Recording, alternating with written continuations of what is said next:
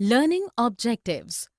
After completing this module, learners will be able to understand that money is an intermediate good which is acceptable to both parties in any transaction. Understand that one has to consider the trade-off between the advantage of liquidity and the disadvantage of the foregone interest in order to decide how much money to hold at a certain point of time. Understand that the transaction demand for money of the economy is nothing but a fraction of the total volume of transactions in the economy over the unit period of time.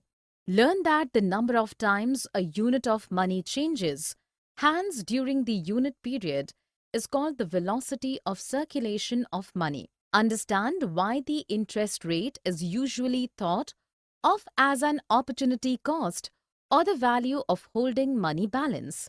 Learn that the reserve deposit ratio or RDR is the proportion of all the total deposits commercial banks keep as reserves. Learn that the credit worthiness of a person is judged by her current assets or the collateral, which is a security pledged for the repayment of a loan she can offer. Learn that the money multiplier is the ratio of the stock of money to the stock of high-powered money in an economy. Learn that the system of guarantee assures all individual account holders that their banks will be able to pay their money back in case of a crisis by the help of central bank. Understand that the RBI purchases or sells government securities to the general public in a bid to increase or decrease the stock of high-powered money in the economy. Learn that an increase in the stock of high-powered money is equal to the total liability of RBI. Learn how RBI undertakes an open market sale of government securities of an amount as equal to the amount of foreign exchange inflow in the economy in order to keep the stock of high-powered money and total money supply unchanged. Rules and procedures of money. Money as a medium of exchange. Probably the premier function of the money is to work as a medium of exchange to facilitate transactions. Without money, the transactions can be conducted through barter system, which requires the direct exchange of the good and services for another. It necessarily removes the problem of double coincidence of wants as being served as medium of exchange, which all transactions do generally accept by everyone irrespective of their individual requirements and choices. Money as a unit of account and store of values. As a unit of account, money also acts, which is a common measure of the values of the exchangeable goods and services. Both the suppliers and purchasers become capable to make decisions about quantity of the good for supply and purchase by the aid of the knowledge of values of the goods in the scale of prices. As a well-satisfied medium of exchange, the money essentially holds the values over time, thus it works as a store of values. On the contrary, if the money would not be able to be stored for the period of time, despite remaining valuable during exchange, the problem of double coincidence will be forcing there, and such a way it could not retain as a medium of exchange at all. Money as the standard of deferred payments. As a means of standard deferred payments, money performs too. For example, the rupee in India, being a unit of account, is regarded as the standard of the carried over payments or simply future payments. Money is the settled object globally to remove indebtedness and for scaling the delayed and future payments too.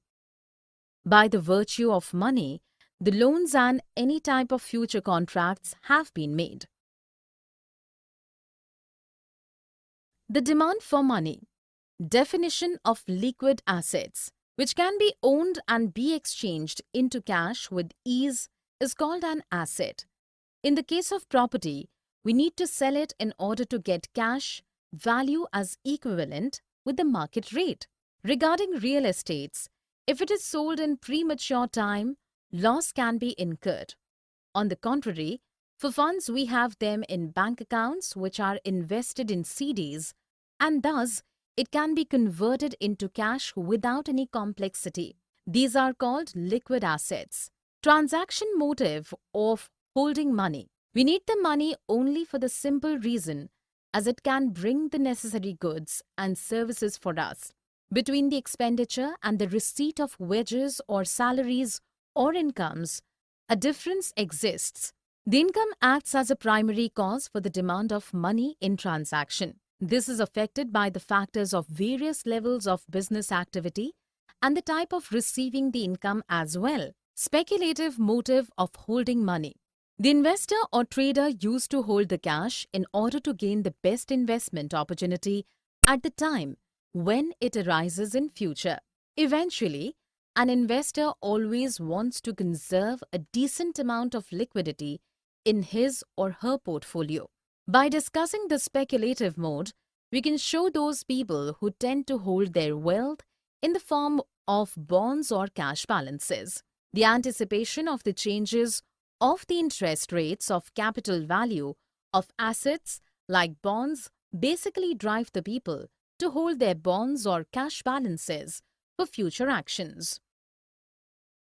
The supply of money in a modern economy. Demand deposits. We can say that money is demand deposits too, along with becoming currency and coin.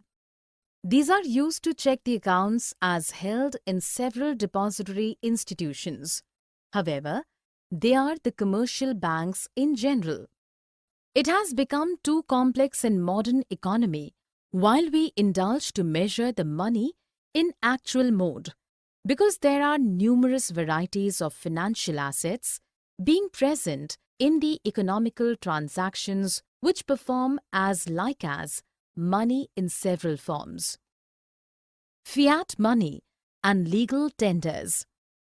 The fiat money, being a commodity, has the lesser value than as the money.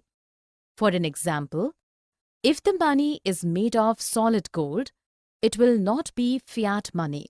That is, it means that a mode of declaration, which can be seen in the cases where the government declares a national currency in order to recognize as the globally accepted means of exchange. Generally, the government of a nation declares its own national currency to be of legal tender in order to be made it well accepted for the payments for every type of public or private debt inside the country. Eventually, the money can be seen as a debt and the supply of money as the distinct form of monetization. It means that we can see our demand deposits and currency holdings in the form of money which is monetized. On the perspective of the bank, the demand deposits are the liability and thus being as a debt, and the account holders must have their money to withdraw as well. Narrow and broad money. From the calculation where M1 or M0 is the narrowest or most confining forms of the money and becomes the ground for the medium of exchange in the economical transactions, we can find the concept of the narrow or broad money. In general, the M1 and M2 depicts the narrow form of money, and M3 and M4 signifies the broad money. The M4 shows the largest way of money supply. The broad money includes several deposit-oriented accounts which would take at least 24 hours or more to get the maturity and thus being capable to accessed. A specific duration of time is required in these cases. Thus, they are entitled as longer-term time deposits. Money creation by the banking system. Currency deposit ratio, reserve deposit ratio, and statutory liquidity ratio. The interactive relationship between the amount of the cash a person holds and the amount he or she maintains in readily accessible accounts depicts the currency deposit ratio. The formula refer as. On the other hand, the amount of money which banks must have as cash with the proportion with depositors' balances creates the reserve ratio. The central bank of the country, like Reserve Bank of India, determines this requirement time to time. By a given time period, the reserve ratio impacts upon the money supply in a country. In India, the commercial banks are required to maintain a distinct amount in the form of cash, gold reserves, government-approved security bonds before giving credit to their customers. This reserve requirement is called the Statutory Liquidity Ratio or SLR. In order to restrain the expansion of bank credit, the Reserve Bank of India determines the rate of this ratio in different situations. Bank rate and repo rate. For borrowing and lending activities performed by various commercial and central banks in the country, repo rate and bank rate are calculated. These are the lending rates at which the Central Bank of India would lend the funds to other commercial banks. Although both of these rates are eventually used to control the cash flow in the market, but they are not equal in nature. High-powered money and money multiplier. The increase in monetary base directly results a huge increase in the supply of demand deposits through the loan giving of the banks, and thus it is regarded as high-powered money. Under a fractional reserve banking system, the money multiplier generally holds a close relation in different monetary ratios between the commercial and central banks in a country. Monetary policies and roles of Reserve Bank of India. Deficit financing through the borrowing activities. Total amount of money stock becomes always greater than the volume of high-powered money in the economy, which is created by the commercial banks through giving the fragments of their deposits as loans or investment credits. In Indian context, the deficit financing refers the budgetary deficit, which ensures the creation of new money, adding to the existing money supply in the economy. At the point of economic crisis, Reserve Bank guarantees the loan amounts on the behalf of the commercial banks and ensures the insolvency accordingly. Consequently, this is regarded as a last resort, being the lender in the economic system.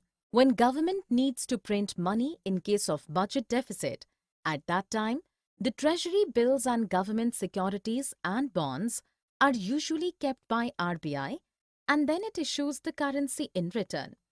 The new flow of currency then becomes gradually the component of money supply in the economy.